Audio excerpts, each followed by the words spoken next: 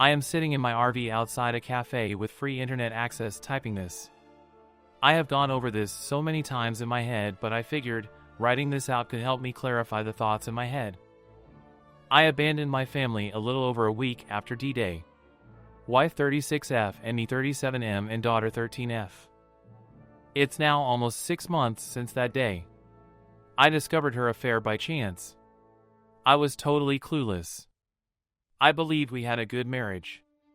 Plenty of intimacy, we would talk about stuff for hours, we had date night regularly. We had shared and individual hobbies. We were healthy, in fairly good shape. It was good? Or maybe it was just me thinking that. My wife, let's call her Eve, she cheated, so she obviously preferred another man, not me. And if she could betray me like that, she couldn't possibly love me. Here I was thinking she was my best friend, I guess not. In hindsight, I can see that I probably saw things through rose-tinted glasses. I actually believed that my family cared about me. I believed I was loved. I was the fool, I guess. I came home late from work. There was a safety training seminar I had to attend. She was sleeping on the sofa and a message with some emojis popped up on her phone. Emojis like I would use when I message her? WTF? I snooped and I found out what had been going on for at least 5 months. I knew the AP, let's call him Adam, he was a work colleague of hers. I had even been to a barbecue at his house and met his family. He was married and had 3 children. The youngest, just 2 years old. While reading the messages, something just snapped in my head. It fundamentally changed me. Over the course of reading their messages, I went from loving Eve more than anything to hating her to just going blank. Not just about her, but everything. Totally numb, I took pictures of the messages and went to bed. I didn't sleep at all, I just stared at the ceiling. Eve was pissed the next day that I went to bed without waking her up. She complained about neck pain from sleeping on the couch all night. I wasn't really listening, I just remember thinking how everything was muffled. As if someone had turned down the volume on the world. I was kind of surprised about how little I cared. I felt practically nothing. I should be angry, right? During breakfast, I didn't say a single word. My wife and daughter chatted away. They didn't seem to notice anything different about me. Or even acknowledge me. But I definitely didn't feel like myself. I felt like I was someone new, someone I didn't know or understand, wearing a suit of the old me. I went through all the daily motions. I went to work, did all the normal stuff. The only difference is I sort of stopped talking. Sadly, I realized that nobody seemed to even notice. It's like I wasn't even there. I started to understand that Eve and my daughter didn't really love me. I was in the house with them, but unless they wanted something from me, they didn't really interact. They talked at me, not with me, if that makes sense. I would get these pangs of pain, they would come and go. Sometimes they would overwhelm me completely. I was not okay. I walked around like this for 5 days before Eve asked me if something was wrong during dinner. I had maybe uttered 3 words in total to her and my daughter in that period. I didn't even answer her question. I just made a "I'm okay" / "don't know" face, then continued eating. She seemed okay with that. The next day I didn't go to work. I work for the local power company. I fix power lines and such. I packed up some random stuff plus my camping / hunting gear. I didn't really have a plan. I put it in my car and walked around the neighborhood for a while. I ended up at the kitchen table waiting for the wife to come home. She came home with a few bags of groceries. She immediately started talking about her day while unpacking. I just sat at the kitchen table in pain. She didn't even look at me apart from one glance as she entered the kitchen. Daughter popped in and did the same. Their backs were turned to me and they talked about some trivial crap on sale. I have never felt so rejected, unappreciated, so alone. I felt totally invisible, like I wasn't there, or that I wasn't worth acknowledging. I was thinking back on our lives and all I could see was that they didn't care about me at all. They probably never did. I was an accessory to their life. I just didn't matter to them. I was a convenient and useful prop. I was hit with a wave of pain. I cried, Still, they didn't notice, so I got angry, very angry. I had a glass of water in front of me. I stood up and threw it hard at the tiles over the sink. It just exploded. Glass shards rained over everything. They both turned around angry. What the H? They froze, unsure what to do when they saw my contorted tear-soaked face. It was uncomfortably quiet for a long while before I spoke. Eve, I know all about your cheating with Adam. I was surprised how clear it came out since I was clenching my jaw so hard it hurt.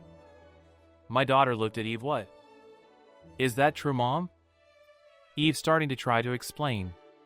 She briefly glanced to me and said, sorry, I can explain. Then she turned back to our daughter and they started arguing. Again, it was like I was invisible or something. Hello! Glass thrower here. After a few minutes watching their increasingly heated argument, I just walked out and got in my car. I looked at them again through the window, still arguing in the kitchen. They didn't even notice I had left. I sat there for a few more minutes before I gave up and just drove off. It took maybe 15 minutes before Eve tried to call me, then call after call after call, then a flood of texts from both of them. I just ignored it and eventually turned the phone off. The next day I took half of our money out and called my boss. I told him I didn't know when I would be back. He told me if I didn't show up I was fired. I just told him okay and hung up. I just didn't care. I went to Adam's house. His wife opened. I gave her a copy of the messages and told her what Adam and my wife had been up to. I left her crying on the stairs. At the end of the day, I ended up in a cheap hotel at the edge of town. The next few days were kind of a blur while I tried to come to terms with things. I didn't make any real progress. Mostly staring at the wall trying to think of reasons not to end myself. Eve's older brother is a cop. Let's call him Bob. Bob showed up on the third or fourth day, I'm not sure. I don't know how he found me. He tried to interrogate me. I didn't say anything. When I didn't engage, he told me I was under arrest and put me in cuffs. However, he didn't take me to the station like I expected. He took me home instead. Bob dragged me into the living room where my wife and daughter immediately started berating me. Still, I said nothing. I just listened in amazement while they told me how terrible this was for them.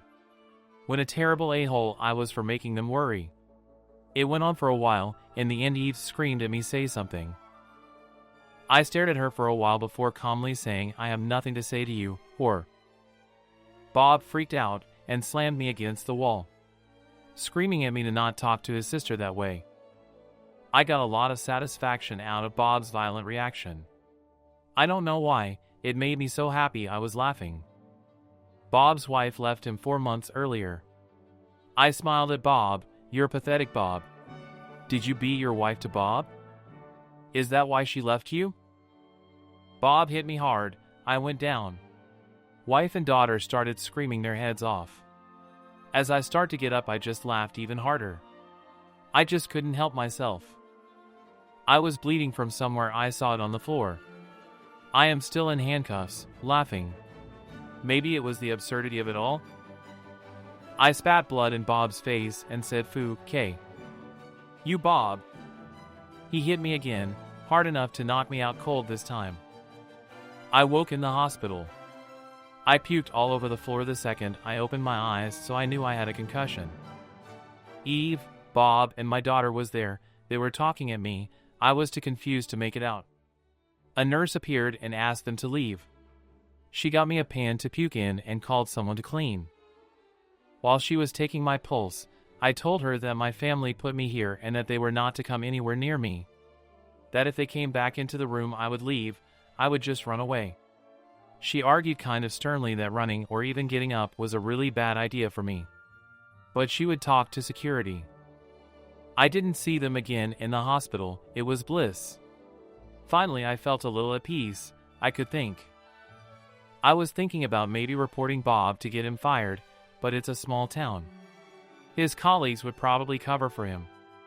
I considered confronting my wife, but that didn't make any sense to me either. I decided to disappear, to turn into a ghost. I wanted nothing to do with these people ever again. I made a letter to each of them. I warned Bob that if he ever bothered me again, I would report him. I told my daughter that Eve had betrayed me and that she would be without a father from now on. To Eve, I made a longer letter. I tried to be as practical as possible. I told her to sell the house, that I won't be paying the mortgage or utilities anymore, etc. I told her reconciliation, or even contact, was impossible, especially after she had sent her brother to drag me back and beat me senseless in front of them. I explained that I won't do anything for her ever again, so if she wants a divorce she will have to arrange it. I told her I will disappear and I don't want to be found. That if she interferes with my life again, I will simply end myself. That we will never speak again. I ended it with how much she had hurt me. I really regret giving her that last sentence. It's like I let her steal a little bit more of me, like I let her give me a little more pain. In the hospital, I made a plan on how I could disappear. Eve gave the hospital some fresh clothes that they forwarded to me. Then one evening I just went out the rear fire escape. I triggered some kind of alarm. I was panicking a bit, but thankfully no one stopped me. I got back to the hotel to pick up my car. I traded it with a small RV and set off. I got a new phone. The only person I called was my father. I told him everything and told him if he gave my new number to anyone I would become totally unreachable, forever. He could call me if he needed to reach me if I needed to sign something. Other than that, I wanted to be left alone. For the first few months I grieved the loss of my old life, but I came to realize that I grieved the loss of a fantasy. A memory that only existed in my head. The loving wife and daughter, the family, friends. It was all just an illusion in my head. These people never really cared for me. Over time I started to rebuild a sort of life. Only this time I was a total ghost. I ghosted all of society. Now I am only a box. I rent a safety deposit box to keep valuables and cash. I do odd jobs for money. I hunt and fish and scavenge. My money consumption is insignificant, so my cash reserves are actually growing. I don't pay taxes. I don't have a bank account. When people ask my name, I answer. People call me Fred. It's not my name. I go out of my way to not contribute to society or anything else for that matter. I am still invisible, like I was in my family. At least now I am invisible to strangers. Not people that claim to love me. And to be honest, I kind of like it now. I brew my own beer, I move around, I have no obligations. I work when I want. I spend a lot of time in nature just relaxing. I have a few friends that I hunt and fish with. I am in amazing shape, the best shape of my life actually. All in all, my life is getting better. At least now Noon is using me for nothing but their own benefit while pretending they care about me. I don't know what happened to my wife and daughter, my old friends, or the rest of the family. I don't know if I am divorced now or if I owe child support. I don't know what happened to the house. I don't really care. My father has tried to give me information a few times, but I shut that down hard. He is the only one I speak to occasionally from my old life. I feel free, relaxed, content, I could say happy even. I don't have much, but I don't need much. When I get to the end of the line, I will sell everything and burn the rest of my money. I will make sure there is nothing of value left, nothing left to remember me by. Then I will walk into a national park without Noon ever knowing and disappear forever. Sometimes I go to shopping malls, train or bus stations and just observe the people. There I see them, all the men like I used to be. The men that are sacrificing themselves to a society and families that don't give a shit about them, men that work themselves to death without any recognition or gratitude from anyone. They are guilt-tripped, pressured and pushed to always make more, sacrifice more. More and more pointless nonsense, brand clothes, bigger house, more this, more that. Never even getting a thank you, no form of gratitude or appreciation. In most cases, not even a smile. They try to fool themselves, just like I was, refusing to recognize reality. But I see it in them, just like I used to, deep down they know. I recognize their empty million-mile stare. I used to have the same one. This felt nice to get off my chest. Thank you for listening.